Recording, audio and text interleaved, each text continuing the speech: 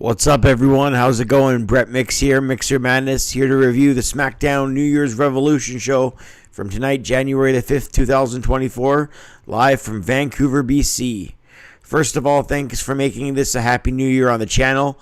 I'm just blown away by the subscriber count every time I look at it. This is the second of two special shows this week, so let's get right to it. In the beginning, they have Roman Reigns arrive with Heyman. And no way that this is from Vancouver. I live a few hours from Vancouver, BC. Just a few hours drive. Just a few hours east.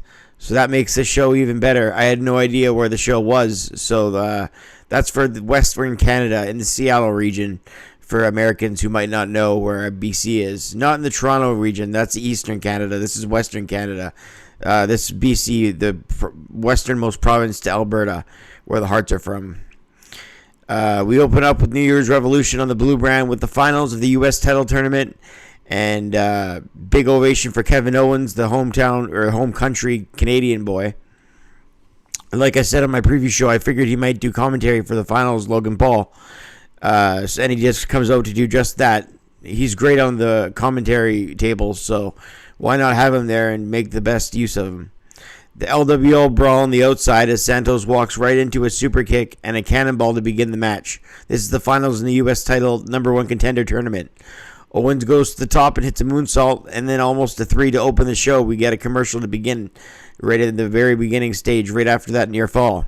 Santos Escobar playing catch up when we come back from the break.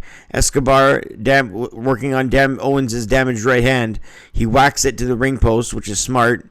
Fans in Vancouver chant KO, KO. Santos Escobar with a nice backbreaker. Logan Paul talks about how everyone wants to be in his mind, the center of attention, social media star with a big ego. A running Hurricane Rana by Escobar, a suicide dive to the outside on Owens. Logan sucks is chanted by Vancouver. He stands up and points to his title, saying who sucks now. Owens up top and Escobar, and Owens hits a DDT. Owens with a suplex up top comes crashing down to the canvas, and we go to our second commercial of the match. We come back, and Santos Escobar hands Owens up on the top rope from the other corner, lands on the apron, and then catches a right hand by Owens. Owens from the ring apron with a cannonball. Santos Escobar gets his knees up on Owens from the top as he comes off. Fans get at Logan as Owens is put up to a high kick at Owens, and Owens with a rolling senton and a near fall. Lots of kickouts in this finals of the tournament. Escobar staying in this match even though Owens goes for a stunner. And Logan Paul says Stone Cold called and he wants his move back. And Santos Escobar with a roll up out of that. And a Hurricane Rana on Owens. But then all of a sudden a powerbomb and a stunner is hit. And he gets the 3 at 16:43. Owens wins the tournament like we all thought when this finals match was announced. Some of you might have predicted Owens from the beginning. I only predicted him when it was the finals. I got the semifinals wrong completely. I picked Lashley and Carmelo Hayes to meet in the finals, actually. So, hey, my Survivor Series predictions were perfect. But as far as this tournament goes, no, I predicted both semifinals wrong. But I got the finals right once we knew what it was. I rate the finals tournament match 3 stars between Owens and Santos Escobar. It was a great match. Logan Paul with the awesome line of the night there. Him beating him like the he said, Owens beating me, it would be like the Canucks winning a Stanley Cup. It's never going to happen. Awesome burn, and the crowd hated it, obviously. I wouldn't be shocked if Owens gave him that line to use, knowing how big hockey is in Canada. The Canucks might never win a cup. They came within one game of winning the cup in Game 7 in both 1994 against the Rangers and 2011 against the Bruins, for anyone who doesn't follow hockey. And they're actually surprisingly first place in the West right now in NHL. So they're actually doing quite well, but that line is a burn because the Canucks are known to be chokers and they've never won the cup. Hockey's my second passion, so thought I'd do a little bit of explaining, just like I explained the location, and that probably pissed some of you who actually know geography off. But I just thought I'd do that for the people that don't know. I would have maybe thought of going to the show if I knew it was there. Out came Lashley and the Street Profits. Still don't know what the hell they are. I don't know if they're faces, heels. It's like having a whole stable of Drew McIntyres. Lashley talks about how 2023 was tough for not getting what he wanted, but him and the Profits will own 2024. Lashley declares himself in the Royal Rumble match, which always gets a big pop whenever a star says they're in the Rumble. I don't know why like a jobber doesn't come out and say, I'm in the Royal Rumble match. You know what I mean? Like, just to get in there, if it's that easy. Karrion Kross and Scarlett, the authors of Pain, Razor, and Akam come out beating down the Profits and Lashley. It looks like Street Profits are faces now if the AOP are natural heels. Lashley is driven into the mat. AOP hasn't been seen for 4 years, Corey Graves said. Cross with the AOP, and they're just full of destruction on Lashley and the Profits. So a pretty good return there by the AOP. Michin takes on Io Sky for the WWE SmackDown Women's Championship. This is a good match here. Michin and Io Sky have a good chemistry and a good sequence of wrestling moves the fans appreciate to begin. Then a suicide dive takes Sky to the floor as we get our first commercial. Michin representing the OC, taking it to the champ Io Sky. I said in the preview that this is pretty much SmackDown's Ivy Nile versus Rhea Ripley match, where an up-and-comer takes on a champion who's going to get another successful title defense. No one has that in question. But Michin put up a good fight. She had a half crab leading back trying to get Sky to submit, but she grabs the rope. Graves feels she needs to take a step on the accelerator right now, a bridge and a German suplex on the apron by Michin to Io Sky. As the fans appreciate their efforts with a big applause. Springboard dropkick, Io Sky from the top, a dragon suplex and a near fall. Io Sky with her over-the-top moonsault, but was broken up by Michin's knees. Then a suplex, and she looked for a pile driver, but she rolled out, and she hit a sunset flip. A near fall by Michin, and she's still alive in the match. Michin crashes into the floor, and Io Sky with a Meteora, and Io Sky in the corner now over the top moonsault connects this time, and she retains the title at the 11-minute mark. This was also a great match, just like the Owens Escobar match. I rated it the same rating, a 3-star match. So two matches already, and we got 3 stars. And we got Owens versus Logan Paul at the Rumble. And we got Io Sky. Maybe she doesn't defend the women's title at the Rumble. We'll see. Maybe the winner of Bianca Belair and Bayley takes on her at the Rumble, if there is a match at the Rumble. The Royal Rumble pay-per-views aren't typically booked with a lot of matches because the 2 Rumbles take up 2 hours. So we already know there's a U.S. title match and a WWE title match. After tonight's, we know that there's 4 matches right there. So, and you figure there's going to be one on Raw, a world title match probably. So that's 5 matches right there. So that's probably already enough. The wise man Paul Heyman cuts a hell of a promo backstage. I couldn't follow up typing it all, but he touches on everyone from Cody to Punk to even The Rock. But he said there isn't one man on the planet that could beat Roman Reigns.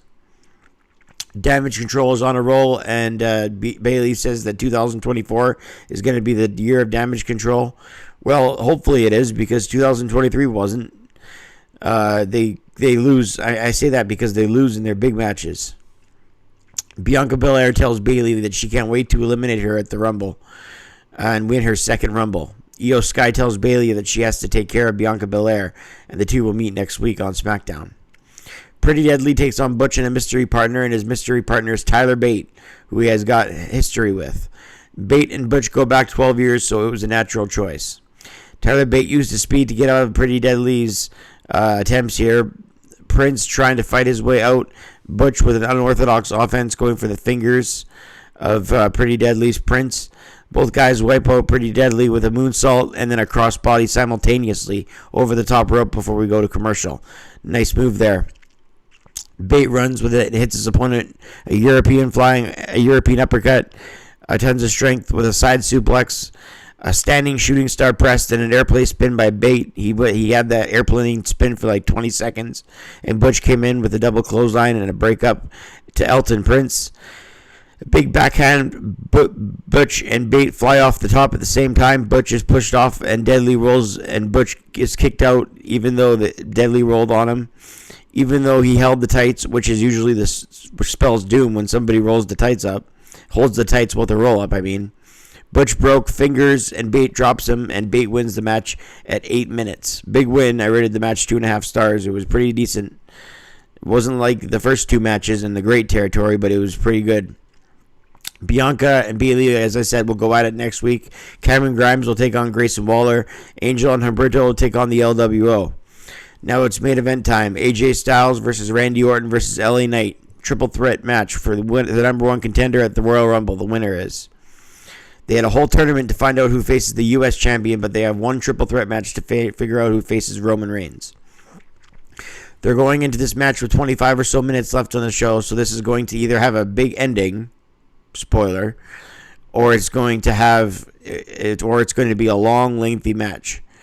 So we know of those two. It actually kind of was both. Since they got a lot of time, since the entrances started with a half an hour to go on the show. They all make their entrances and we go to a commercial, and the bell doesn't ring during the live feed. The bell already rang during a commercial, and we come back from a commercial break. The match is already going, so we missed the opening bell. Randy Orton should be the one winning over AJ Styles is what I predicted. It's not exactly going out on a limb, but we'll see what they decide is what I wrote in my notes. Randy Orton in one corner, Knight chopping Styles in the other. As we come out and we don't see the opening bell, we just go straight to the action. LA Knight botched a clothesline attempt on Styles, so they do a reversal into the ropes where he can land in the clothesline properly this time. I don't know if it was Styles or Knight that botched that move right there, or who was at fault for the mistaken spot. LA Knight gives Styles bumps to the table, just slammed his head into the table with yeah each time. Then Orton with a side suplex to the table to LA Knight. Fans chant for Randy. A lot of Vancouver fans chanted for Randy in this match. A side suplex on the table by Randy Orton to Styles that won't break, and another side suplex to LA Knight. Fans chant one more time, and he does it one more time to Knight. He tries to do it one more time to Styles, but Styles lands on his feet and gives Orton a taste of his own medicine, driving him spine first into the announce table that won't break.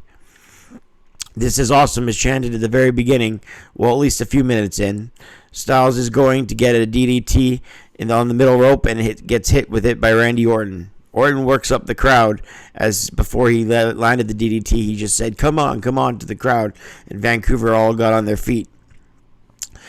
He goes for RKO, but LA Knight drags Orton into the steps. Styles flies through the crowd with a suicide dive. All three men are down. We go to a commercial break. Awesome action as we head to the first one. Technically the second commercial, since the first commercial was when the opening bell hit, but we come back from the break. Styles is dominant up top by the barricade, face first into the steps. LA Knight with punches slowly to Styles in the ring with kicks in the corner. Then Orton from behind gets punches. A side Russian leg sweep takes Styles down with a knee. Knight with a back body drop. Orton clotheslines by LA Knight. Then a power slam takes down Knight. The same to Styles. Lightning quick power slams by Randy Orton to both LA Knight and AJ Styles.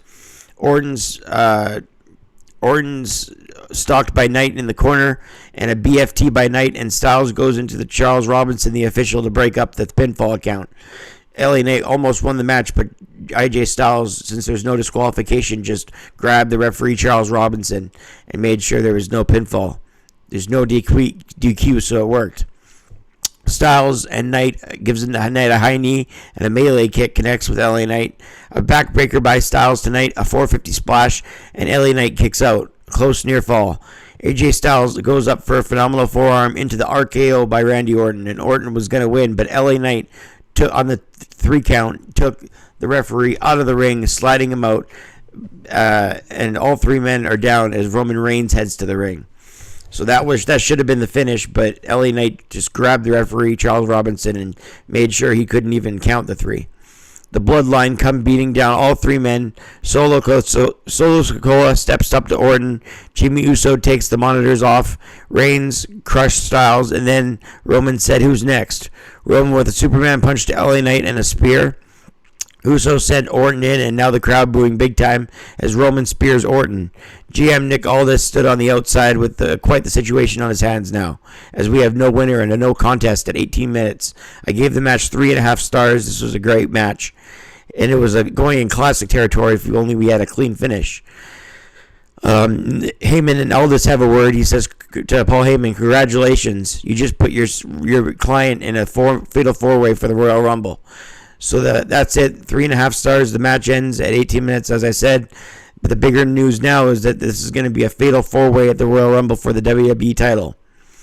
Overall, I give this show a 7 out of 10. It was quality over quantity here. It didn't have a lot on the show, but what it did, it delivered. Owens, Escobar, Michin, and Sky were both 3 stars. Even Butch and Bate versus Pretty Deadly was a good enough 2.5-star match. But the main event was a must-see match, 3.5 stars. With a better finish, would have been closer to 4. And presents a unique situation for the Rumble. So a good first week of 2024 by the WWE, putting their big stars in big situations with the return from The Rock on day 1 and their big triple threat match at New Year's Revolution. So we got a fatal 4-way, so that'll be fun to do the Royal Rumble predictions. I'll be doing those in time. And we got a pretty good Raw to look forward to this Monday with the return of CM Punk. So that was a great first week by the WWE. Not amazing, but I'll say it was great, better than good. As I said, 7 out of 10 for the SmackDown episode tonight. I'll be here to preview Raw on Sunday, and then I'll be here back for the Raw review on Monday night. So be sure to stay tuned to the channel. Hit like and subscribe if you haven't already, and I'll see you guys on the next one. I'm Brett Mix for the SmackDown New Year's Revolution review, and I'm out.